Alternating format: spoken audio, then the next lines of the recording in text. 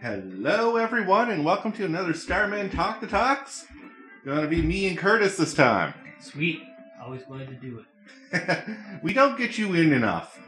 Yeah, there's certain topics that I definitely like being here for. And I think this is one of them. Definitely. So, people have probably read the title by now, but if they haven't, this is going to be the Lovecraft Mythos Talk to Talk. Yes. Something that's a bit, we're both huge fans of. Yeah. And to be honest, Curtis got me started on this. Yeah. I don't remember when exactly. Do you? I believe you showed me Arkham Horror, the board game. Oh, okay. Yeah. And I was like, this feels like there's more to it than just the board game. And then you explained to me that, yes, there's a whole world. Yes, a whole world and everything that it's inspired, which turns out quite a bit in modern horror. So I did some internet searching, and then I finally bought one of the books and read through most of the stories. There's a few I missed. Yep. But nice. And as a horror buff, this unnerved me. The book, like the first story I read, I actually had like almost nightmares. Oh, that's great. Yeah, like it's very rare that you'll see me unhinged by something. Oh yeah, that's perfect. Yeah. Couldn't ask for a better result, really. No. What was the first you read? Was it Dagon? Was it Dagon? I was going to say, yeah. Yeah, my first story ever was Dagon, and that's great. I was like, that's eerie. Yep. A long and bleak journey culminating in the discovery of something god-awful is definitely quintessential Lovecraft and then territory. The idea that this is just the writings of a madman scribbling these down in his last moments because he knows the thing is coming right to his doorstep. there's a few moments like that in Lovecraft. Yes, and then just the window. Yeah. Like, I either got the impression that it was at the window instead of the door, which is a nice twist, or he actually just jumped out the window. Either way, something good has not happened here. Yeah. Yep. How'd you get started? So, my first actual encounter with Lovecraft specifically was probably in university, I think it was, which is a great place to discover Lovecraft, I guess. Yeah. Considering how, we touch on scholarly protagonists and settings all the time in that fiction. Yeah. So Did you go to Miskatonic? Look, I'm not divulging any secrets here. That could get me in trouble. Okay, no, I'm not going to say anything there. Good old MU, right? Good old MU, proud alum. I mean, sorry, Men in Black. Please go away. Yeah, I always loved always I've loved as a kid monsters. Yes. Weird bullshit of all flavors. That was always what I sought out in any stories and video games and anything else. Stuff that was off kilter, stuff that was surreal, stuff that was just plain old weird. And I didn't have really any name to assign to what I liked. It was just scary stuff or horror stuff, I guess, for the most part. And then finally in university, I found a name to actually ascribe to a lot of those tropes and where they originated, which was Lovecraft. And I went out and bought one of the compilations of his works, and I think the first story of his that I read was The Rats in the Walls, which is just a good old tale of an ancestral family home being infested with this monstrous colony of rats and the very dark secrets lurking beneath the mansion. Yeah. It's a great introduction to that world, despite some controversial names that he gives to some of the pets in the story. Yeah. Yeah. He's definitely infamous in a lot of ways for his of the time outlook on people. Yeah. And you can't really sweep that under the rug, but his contributions to the world of horror are definitely indisputable, regardless of his own personal failings, I think. I really enjoyed that compilation and kind of made me a fan of his works for life, really. So, and just to soften that blow a little bit. The Mythos is comprised of other writers, not just Lovecraft. That's also very true. That he was the first, but many came after him and kind of added a lot of They kind of added to the ideas that he had originated and also created some of their own that fit in, frankly, perfectly with a lot of his themes and ideas, which is, The Cthulhu mythos would not be what it is if it was just H.P. Lovecraft's writings. Yeah. By any means. It was really the additions from everybody. And then up to today, the many additions from nerd culture as well. Yes. That have, greatly expanded and enriched this universe, I would say.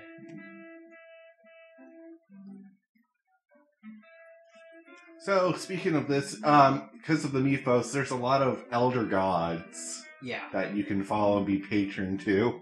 Yep. So who do you patron? My favorite is always going to be Yog Sothoth. Explain who he is, because there's probably a bunch of people who don't know. Yes. So Yog Sothoth is basically described as the gate. He's the key, the gate to the universe as a whole. Really, what you could think of him as is the ultimate repository and keeper of all knowledge and wisdom in the universe. He's the smart guy. Yeah. God. Yeah. So, what makes him so perfect in the mythos is that anytime you think of some foolhardy scholar or would-be wizard or whatever else trying to tap into otherworldly powers to gain powers and knowledge beyond their current understanding, usually they're going to run into him. They're going to tap into him at some point, right? Yeah. Like, he really embodies like the whole madness through knowledge aspect of the Cthulhu, which is the mythos, huge message in a lot of the stories. Yeah, an enormous part of that is tapping into knowledge that people just aren't built to handle. Our brains are too primitive, too shitty to really grasp what it means to exist on a cosmic scale and hold the knowledge of a cosmic scale. Yeah. So anytime anybody tries to interface with the good old Yog, more often than not, even if he's not a particularly malevolent deity or anything like that, they are going to go stark raving bonkers and or do something god awful. It taps into the whole idea too of just how above and beyond any sort of ethics that a lot of these outer gods represent. Like they really aren't necessarily a force for good or evil, and even if they were, you really would be able to understand what level they're operating on. No, because they're just so larger. They're so much larger than life and the existence that we This understand. is like what a god is. Exactly. It really taps into into the essence of divinity in a way that I feel a lot of concepts fail to. Is just you just are not equipped to process this information. Yeah. You will utterly fail to. Yep. So I like Nyarlathotep. Yes. The crawling chaos, as he's known. Yes, I know this about you. Yeah. Because he is a being of chaos and madness. Yeah. He's also a shapeshifter that is on Earth. Yeah. And could be anyone at this given time. Anyone or anything, really. Yeah. Think the Thing on steroids. Yeah. What if the Thing were all-powerful and loved to fuck with people on a really epic scale? Yeah, so this is one big personality trait about him is he's literally the Joker of the gods. Yeah, that's making it simplistic enough for people to understand. Totally. There's layers to that. Totally. Kind of what I was just saying about morality, like, it really is hard to ascribe morality to most of these things, but in a lot of ways, in our understanding of things, you could call Nyarlathotep a force of evil or danger in the world at the very least, right? Yeah. Yeah. I wouldn't say, like, he does it for the laughs or for his own personal entertainment.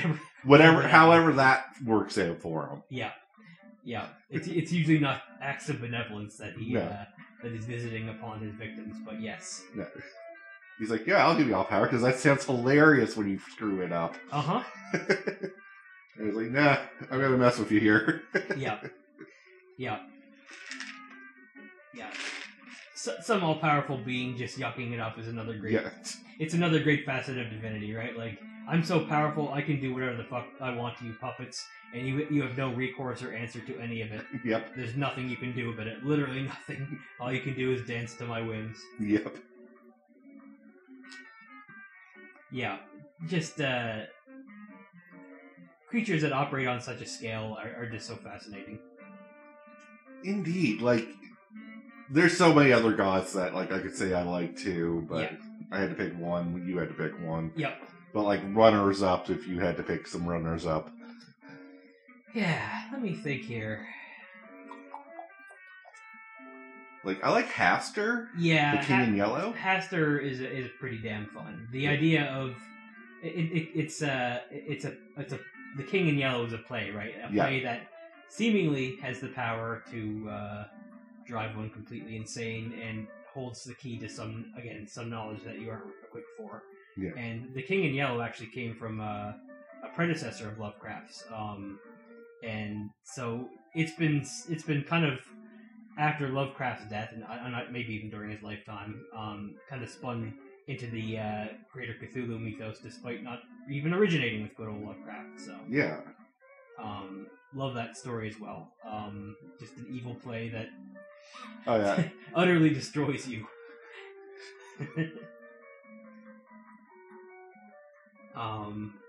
We'll get more into that because that's on a list here for like my favorite stories, and the King in Yellow's on that. Yep. Definitely agreed. Yeah, Hastur is fantastic though. I'd probably rank him up there as well. Yeah.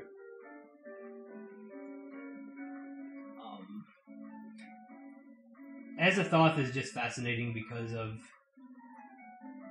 mindlessness. The most powerful and almighty of all the gods, and he's completely dumb. Yeah, he's called the dumb god for the blind idiot god. Yeah. I just love the idea of the most destructive being in the universe just being a mindless something or other. Yeah. That just lurks at the center of some sort, being lulled to sleep by whatever the hell outer gods playing gods are hanging out, and presumably they're keeping him in check, because if he ever were to fully awake, it's over. Goodbye, everything. Yeah, we're all just characters in a dream, in his dream. Yep, pretty much. He is the windfish. Yep. Funny you say that, because we're playing Link's Awakening. I just noticed that, so that's kind of what made the connection in my head there. Yep. Azathoth equals windfish confirmed. Yep. We're all just living on Koholint. Yep. And one day he will wake up. Yep. Some idiot adventurer is going to collect 8 instruments and wake him up. Oh boy.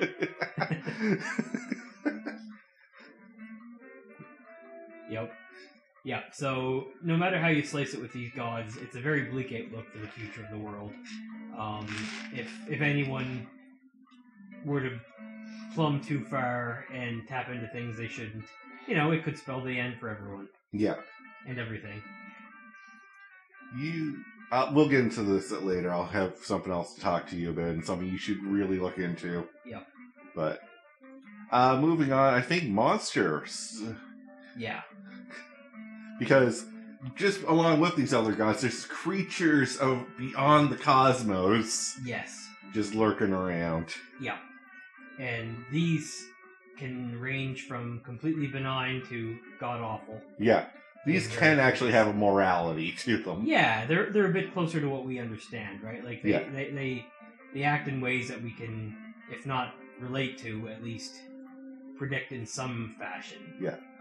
It'll either be a survival instinct or it's just they're not good people. Or they're just so advanced that they have a different understanding and outlook on how the world is, or sorry, how the cosmos should be and how the cosmos should act. Yeah. And so they're going about their business doing what they want. Yep. So I'd say one of my favorites would be the Great Race of Yith. Yeah. I think they originated in Shadow Out of Time, And basically what they are is they're the they're the universe's ultimate scholars, really. Their sole purpose is really just to collect and experience the collective knowledge of the world, and presumably they know better than to contact Yog Sothoth about that information. Yeah. So they instead have developed a telepathic ability to possess or mind swap. Yeah, basically, with other races, and through that they are able to experience things that they otherwise would not be able to. And in fact, they have done so on Earth, to no one's surprise who's listening to this, I'm sure. Yeah. And have even gone so far as to build a city somewhere on or under the Earth of their own. But they were apparently killed off by a rival ferocious race that might even still be lurking around Earth. So a very comforting thought there. Yeah. But the Yith themselves are not hostile, and they mean no harm. I think the whole idea behind them is that as soon as they're finished experiencing your mind, they will give it back to you and just straight up wipe out your memories of it. Yep. Sadly, there is a downside to that, because you will still remember in brief flashes and nightmares what happened to you and your experiences as a Yith, I guess, and be regarded as a complete cuckoo nutso job by all your peers. So you will be shunned, probably, if you subscribe to the strange things that you believe happened to you. Yep. Yeah.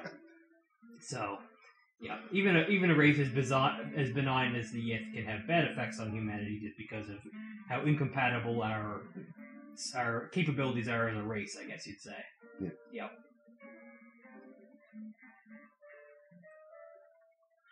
So, I had a hard time with this one because I don't know every monster's purpose. There's a lot.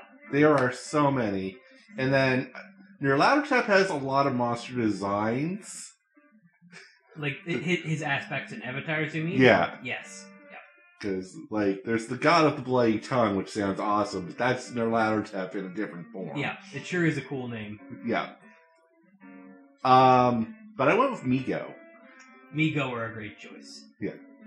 So, flying bug things from Pluto. Yep. That basically come here to harvest our brains, I think. Yeah. You probably know more of it. I'm trying to remember what they actually do beyond taking the brain to Yugoth, but I don't think it's necessarily to devour brains or anything of the sort. But they're basically, whereas the Yith are just kind of telepathically getting experiences. They're collecting it through actually gathering the brain and then studying it, I guess. Yeah, and they had this crazy process where they're able to take your brain out and then still give you the ability to interface with them through speech. You can tell everything that's happened to you. It's basically like you've become your own brain and retained all of the senses that you should only have when you have a body, but they have enough technology that they can replicate those senses. Yeah. Through their own little collection technique there. So they come here, they snatch your brain, and then take you off to the great world of Pluto. Yep. AKA Yugoth.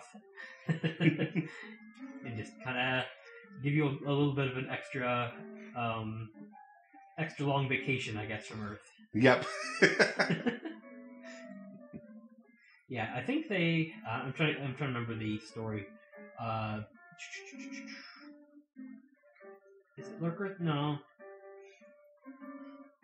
The thing at the doorstep maybe is what they're from. It's been a while since I've read their story, but yeah. I think that's it. I'll have to double check that, but yeah. Super good story.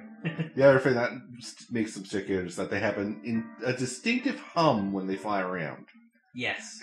So, yeah. You know when one's around is yeah. That doesn't necessarily help you, but yeah. Yeah. Hey, they're not gonna. They're probably not gonna kill you. So what's the big deal, right? Yeah. It'll be fine. Just gonna be a brain in a jar. Yeah. If that's not a thing, that's not a worry for you, then go ahead. But if you like moving around at your own free will, maybe not something you want. Look, just give me a robot body and I will be... I'll be okay. You're like that Futurama, Nixon in a robot suit. Totally. If it's just me, if it's just the brain in a giant robot, I could deal. I think. Staves off all the undesirable effects of aging. What could go wrong? You'd live forever. Yeah. I don't want that. Nope. But I'm looking at time. We'll make this a two-parter. Sounds good. Because there is a lot to cover here. Oh, definitely. So, thank you all very much for listening to part 1. Tune in next week for part 2 of this. Yes. But until then, have a good one. Always a pleasure.